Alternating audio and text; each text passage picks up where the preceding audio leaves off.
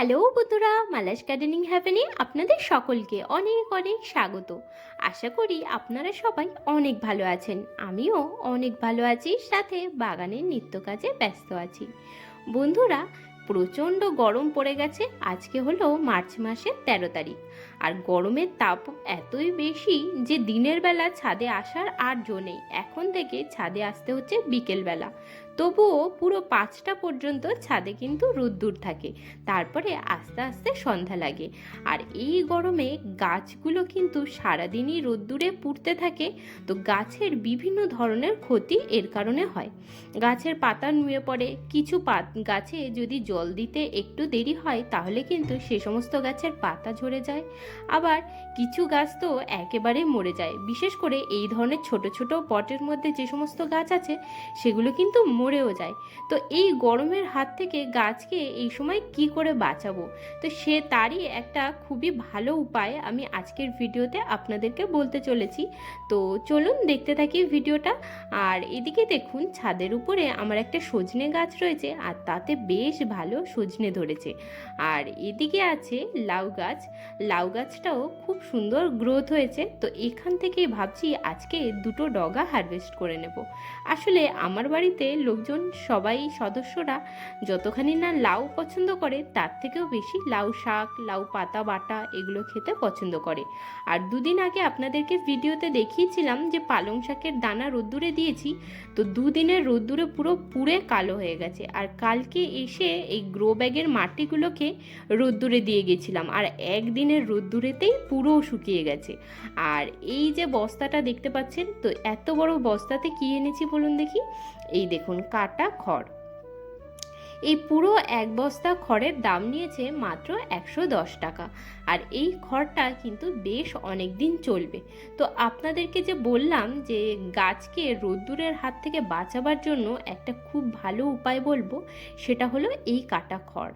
আসলে শুকনো পাতা কিন্তু অনেক পরিমাণে এখন আর বাগানে নেই, আর বেশিরভাগ শুকনো পাতাই আমি পাতা পচা সার করবার জন্য রেডি করে রেখে দিয়েছি। তো এখন যে গাছের গোড়া মালচিং যদি আমরা করে ফেলতে পারি, তাহলে কিন্তু গাছকে রোদ্দুরের হাত থেকে বাঁচাতে পারবো। তো কিভাবে মালচিং করব সেটাই চলুন এখন দেখা যাক। এই যে কাটা খড়গুলোকে একটা গ্রো ব্যাগের মধ্যে ভরে নিয়েছি। এবার এই যত গাছ রয়েছে সমস্ত গাছের ওপরে একটা মোটা লেয়ার এই কাটা খড় দিয়ে দেব। তাহলে কি হবে, সূর্যের রোদটা ডাইরেক্টলি টবের উপরে পড়তে পারবে না, আর তাহলে মাটিটাও কিন্তু অত বেশি শুকাবে না। আর এই যে কাটা খড় দিয়ে দিলাম, এর উপরে ভয় পাওয়ার কোনো কারণ নেই। জল যখন আমরা দেব, এই খড়ের ওপর থেকে জল দিয়ে দিতে পারবো।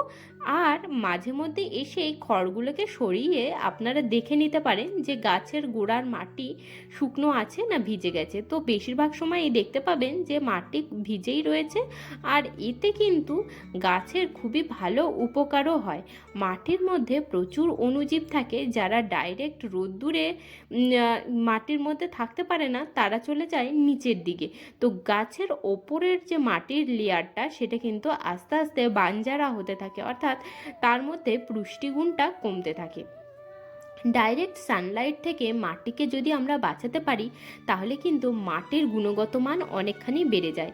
এবার অনেকেই আপনারা বলবেন যে আমরা শহরে থাকি, তো আমাদের এখানে কাটা খড় পাওয়া যায় না। তো আপনারা এই সেম কাজটাই খবরের কাগজ, নর্মাল খাতা, তার কাগজ, তারপরে বাড়িতে ফেলে দেয়া কাপড়, তারপরে শুকনো পাতা, এই সমস্ত ব্যবহার করতে পারেন। আপনাদেরকে যা হোক করেই মাটির এই উপরের লেয়ারটাকে ঢাকা দিয়ে দিতে হবে। অতিরিক্ত রোদ্দুর কিন্তু মাটির জন্য, গাছের জন্য খুবই ক্ষতিকারক। মাটির মধ্যে যে সকল অণুজীব থাকে তারা কিন্তু গাছের অনেক উপকার করে, আর মাটির মধ্যে যত নিউট্রিশন আছে সেই সমস্ত নিউট্রিশনকে গাছের খাওয়ার যোগ্য নিউট্রিশনে রূপান্তরিত করে।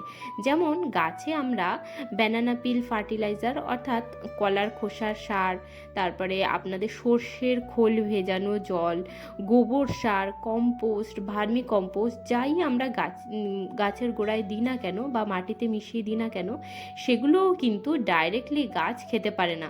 তো মাটির মধ্যে যে সমস্ত অণুজীব থাকে তারা ওই খাবারটাকে আরও সরল খাবারে পরিণত করে। তো সেই সরল খাবারটাই কিন্তু গাছ শোষণ করে। তো মাটির মধ্যে এই সমস্ত অণুজীবদেরকে বাঁচিয়ে রাখা কিন্তু আমাদের জন্য খুবই জরুরি, আর গাছের জন্য কিন্তু খুবই জরুরি।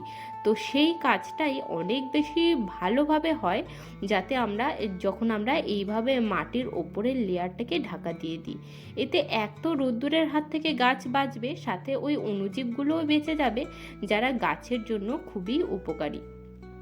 তো দেখুন, সমস্ত টবগুলোর গোড়াতে আমি এইভাবে কাটা খড় দিয়ে ঢাকা দিয়ে দিয়েছি।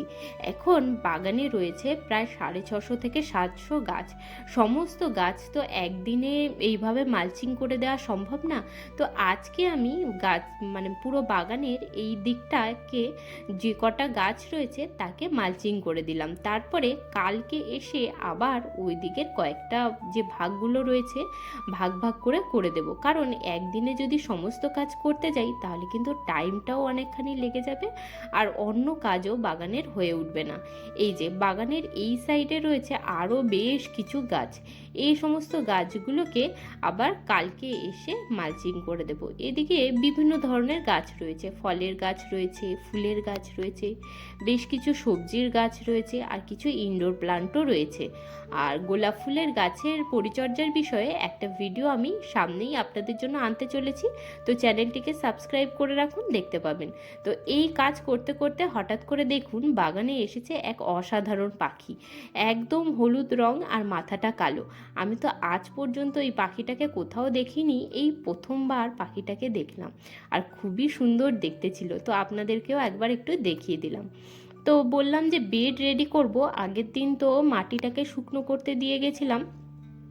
তো এই মাটিটার মধ্যেই দেখুন বেশ খানিকটা খড় নিয়ে নিয়েছি, গোবর সার, আর যেটুকু সবজির খোসা জোগাড় করেছিলাম সেটুকু নিয়ে এসেছি। এবার এই সমস্ত উপাদানকে ভালোভাবে মিশিয়ে সয়েল মিক্স তৈরি করে গ্রো ব্যাগের মধ্যে ভরে রেখে দেবো। আসলে গরমকাল পড়ে গেছে, আর এই গরমে বেশ কিছু সবজি এখনও লাগিয়েছি, আরও কিছু লাগানো বাকি আছে। তো সেগুলো লাগাবার জন্য গ্রো ব্যাগ তো রেডি করতেই হবে। তো এই মাটি দিয়েই ভাবছি কয়েকটা গ্রো ব্যাগ রেডি করে দেব। আর এই যে গ্রো ব্যাগগুলো খালি হয়েছিল, অর্থাৎ আগে যে টমেটো গাছ লাগিয়েছিলাম সেই গ্রো ব্যাগগুলো, সেগুলো তো খালি হয়ে গেছে। তো তার মধ্যেই এখন ভাবছি ভেন্ডি, বরবটি এই ধরনের সবজি কিছু লাগিয়ে দেব। ভেন্ডি গাছ কিন্তু লাগানো খুবই সহজ, দানা থেকে চারা হয়ে যায়, আর গাছ লাগাবার জন্য অনেক বেশি বড় জায়গার প্রয়োজন পড়ে না। এই 12 ইঞ্চির যে গ্রো ব্যাগগুলো, তার মধ্যে কিন্তু 2 থেকে 3টে গাছ অনায়াসে হতে পারে, আর ভেন্ডির সাইজও ভালো হয়, আর ফলনও কিন্তু ভালো হয়। আমি এর মধ্যেই দানা থেকে কিছু চারা তৈরি করেছিলাম। তো 6টা চারার মধ্যে 4টে চারা বেঁচে আছে, আর 2টো চারা মারা গেছে। তো সেই 2টোতে দেখছি ফল ধরেছে। তো ভাবছি আরও কিছু ভেন্ডির দানা এর মধ্যে বসাবো। তো গ্রো ব্যাগগুলো ভরবার আগে এই যে মরা টমেটো গাছগুলো ছিল, ওই গাছগুলোকে আর ফেলে দেওয়ার দরকার নেই, গ্রো ব্যাগের নিচটাতে রেখে দিয়ে আস্তে আস্তে ডিকম্পোজ হয়ে সার হতে থাকবে। তো এই ধরনের যে কোনো যদি ওয়েস্ট থাকে, যা কিছু মাটির সাথে মিশে যায় অর্থাৎ ডিকম্পোজ হয়, সেই ধরনের যদি কিছু থাকে, গাছের ডালপালা, শিকড়, এসবই আপনারা গ্রো ব্যাগের নিচে দিয়ে দিতে পারেন। এটা কিন্তু একটা বেড হিসেবে কাজ করে কেঁচোর জন্য। যারা ভার্মি কম্পোস্ট তৈরি করেন বা ভার্মি কম্পোস্ট তৈরির প্রসেস জানেন, তারা জানবেন যে ভার্মি কম্পোস্ট তৈরি করবার জন্য নিচের দিকে কিন্তু বেশ খানিকটা পাতা, ডালপালা এই সমস্ত ব্যবহার করা হয়, কারণ কেঁচো খাবার খায় আর ওই বেডের মধ্যে গিয়েই ঘুমায়। তো দেখুন সয়েল মিক্স রেডি করে নিয়েছি, আর এবার আমি এই মাটি দিয়ে গ্রো ব্যাগকে সম্পূর্ণ ভরে নেব। আর এই গ্রো ব্যাগগুলোকে ভিজিয়ে রেখে দেব, যাতে সমস্ত উপাদান যেগুলো আমি এর মধ্যে মাটির মধ্যে অ্যাড করেছি, অর্থাৎ খড় আর আপনার গোবর সার, সেগুলো যাতে ভালোভাবে মাটির সাথে মিশে যায়, তার জন্য এই গ্রো ব্যাগটাকে এইভাবে না রেখে জল দিয়ে ভিজিয়ে রেখে দেব। আর দানা নিয়ে আসবো, নিয়ে এসে কালকে রোপণ করব। আর চারা হতে আর একটু বড় হতে লাগাবার জন্য কিছুদিন সময় লাগবে, তাতে এই গ্রো ব্যাগের মাটিটা সম্পূর্ণ রেডি হয়ে যাবে। আর গাছ যখন লাগাবো তখন ডাইরেক্ট সে খাবার পাবে আর গ্রোথ করতে পারবে। তো এগুলো হলো 12 ইঞ্চির গ্রো ব্যাগ, এগুলো অনলাইন থেকে কেনা, আর এগুলোর দাম পড়েছিল ওই আপনার 37 টাকা করে। আর এগুলো কিন্তু খুবই টেকসই আর খুব অনায়াসেই কিন্তু অনেক বছর চলতে পারে। তো এবছরই আমি কিনেছিলাম। তো গ্রো ব্যাগের মধ্যে টমেটো গাছ লাগিয়েছিলাম, তো টমেটো গাছেরও গ্রোথ কিন্তু ভালোই হয়েছিল। আর এই বস্তাটাও ওর মধ্যেও একটা টমেটো গাছ লাগিয়েছিলাম, তো সেটাও তো আগের দিন মাটি বার করে নিয়েছি, গাছগুলো মরে গেছে, তো এর মধ্যেও আবার মাটি ভরে দিচ্ছি। তো এইভাবেই সয়েল মিক্স দিয়ে সমস্ত মাটি গ্রো ব্যাগগুলোকে ভরে নিয়ে রেডি করে রাখবো মাটি গরমের গাছ লাগাবার জন্য। তো আর এখানে দেখুন এগুলো হচ্ছে 5 কেজির ওই আটার প্যাকেট। তো এই প্যাকেটের মধ্যে এই নিয়ে প্রায় 2 বছর ধরে এই প্যাকেটের মধ্যে গাছ লাগাচ্ছি। আর এই প্যাকেটগুলো হয়ও কিন্তু খুব মজবুত, তো ফেলে দেওয়ার দরকার নেই। এই প্লাস্টিকগুলোর মধ্যেও আপনারা কিন্তু গাছ লাগাবার কাজে ব্যবহার করতে পারেন, বেশ অনেক দিনই টেকে। তো এইবার এই ভেন্ডির গাছ অন্তত 1টা থেকে 2টো এর মধ্যে বসিয়ে দেব। তো ভেন্ডির গাছ শেষ হয়ে গেলে তারপরেই আমি এই প্যাকেটটাকে ফেলে দেবো, কারণ প্যাকেটটা একদমই জরাজীর্ণ হয়ে গেছে। তবুও যে কদিন চলছে 2-3 মাস চলুক, কারণ ভেন্ডির গাছ তো আর পার্মানেন্ট গাছ না, ওই 2-3 মাস ফল দেবে, তারপরে গাছ কিন্তু মারা যাবে। বেশিরভাগ সবজির গাছেরই একই নিয়ম, তারা দীর্ঘদিন টেকে না। ওই 3 থেকে 4 মাস সবজি দেবে, ফল হবে, তারপরে গাছ কিন্তু মরে যায়। একই ব্যাপার অন্যান্য সমস্ত গাছের জন্য। তো এই দেখুন এখানে একটা প্লাস্টিক, নর্মাল এই প্লাস্টিকগুলোর মধ্যে আমাদের বাড়িতে জিনিসপত্র চলেই আসে, তো এসব কিছুকেই আমি ফেলি না, আর কোনো জিনিসই ফেলনা নয়, এর ভিতরেও আমি কিন্তু গাছ লাগাই। তো গাছ লাগাবার জন্য খালি আপনাদের একটা আধারই দরকার, যার মধ্যে মাটিটুকু রাখা যাবে। তো সেটা আপনি যা কিছুর মধ্যে রাখতে পারেন, টব কিনতে পারেন, প্যাকেট কিনতে পারেন, গ্রো ব্যাগ কিনতে পারেন, গামলা, তারপরে এই ধরনের প্লাস্টিককেও কিন্তু না ফেলে ব্যবহার করতে পারেন। আমরা হলো শহরে থাকি, তো আমাদের এখানে সমস্ত কিছুই কেনা, মাটিটাও কেনা, এই খড়ও কেনা, গোবর সারও কেনা। গাছ লাগাতে গেলে যা কিছুই দরকার হয় সবই আমাদেরকে কিনতে হয়। তো এই ধরনের প্লাস্টিকগুলোই শুধুমাত্র ফ্রিতে বাড়িতে চলে আসে। তো এই জিনিসগুলো ফেলবার দরকার নেই, এর মধ্যেও গাছ লাগিয়ে ফেলবো, অন্তত 2টো সিজন তো গাছ লাগাতেই পারবো। তো দেখুন এইদিকে গ্রো ব্যাগগুলোকে সমস্ত রেডি করে রেখে দিলাম। এবার এই পালং শাকের দানাগুলোকে রেডি করে রেখে দিতে হবে। ডাঁটাগুলোকে শুকাতে দিয়েছিলাম, আর 2 দিন মাত্র শুকিয়েছে, তার মধ্যে একদম কাঠখোট্টা শুকনো হয়ে গেছে। তো এখানে এই ডালগুলো থেকে হালকা হালকা করে টানলেই আস্তে আস্তে সমস্ত দানাগুলো বেরিয়ে আসবে। আর এইভাবেই এই দানাগুলোকে রেখে দেব।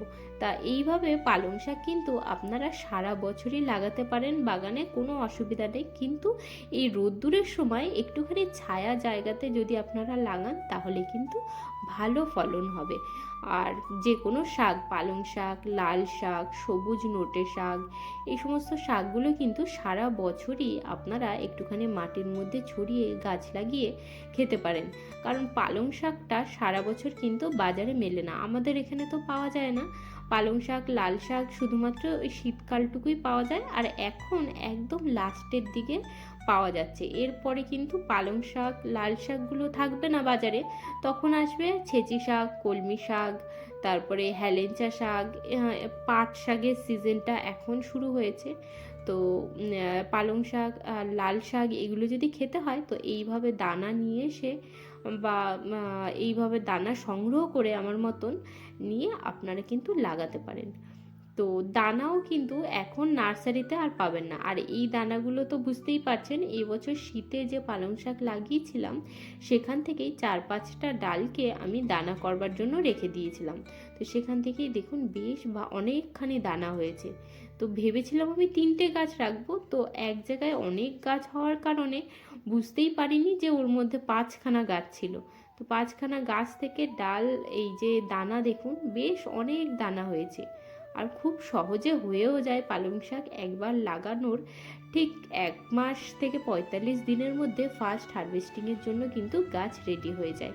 তো এই দেখুন এতগুলো পালং শাকের দানা হয়েছে। এই দানা কিন্তু যখন ইচ্ছা আমি মাটির মধ্যে ছড়িয়ে দিয়ে গাছ লাগিয়ে খেতে পারি। তো এখানে দেখুন এই হলো লাউ শাক একটা গাছ হয়েছে। তো বললামই আপনাদের, বাড়িতে আমাদের লাউয়ের থেকে বেশি লাউ শাক পছন্দ করে, তো এখান থেকে দুটো ডালকে হারভেস্ট করে নিলাম। দেখুন একদম তাজা শাক, তো খেতেও কিন্তু ভারী সুন্দর লাগে। আর এবার যেহেতু ডালটা কেটেছি, তো সাইড দিয়ে অনেকগুলো সাইড ব্রাঞ্চ বার হবে, তো গাছটা কিছুদিনের মধ্যেই আবার ঝাঁকড়া হয়ে উঠবে। আর এই গাছটা লাগানোর ভিডিওটা আমার চ্যানেলে আপলোড আছে, যদি আপনারা দেখতে চান তাহলে গিয়ে দেখতে পারেন। এবার আসি আজকের ভিডিওর সব থেকে গুরুত্বপূর্ণ কাজে, সেটা হলো গাছে জল দেয়া। আর এই গরমে গাছে কিন্তু বারবার যদি জল না দিতে হয়, তাহলে কিভাবে আপনারা গাছে রোজ দিন প্রত্যেক দিন জল না দিয়ে বাঁচতে পারেন, তো তার উপর একটা ভিডিও আমি অলরেডি পোস্ট করেছি। তো সেই ভিডিওটাকে আমি এই ভিডিওর এন্ড স্ক্রিনে দিয়ে দেব, যদি চান ওই ভিডিওটা দেখতে পারেন। সেখানে আমি আরও অনেক ডিটেলসে বিস্তারিতভাবে বলেছিলাম যে কিভাবে গাছে জল না দিয়েও গাছকে সুস্থ সবলভাবে রাখা যায় এই গরমে। তো আজকের ভিডিওটা এখানেই শেষ করছি। আপনারা সবাই ভালো থাকবেন, সুস্থ থাকবেন আর নতুন নতুন গাছ লাগাতে থাকবেন। টাটা বন্ধুরা।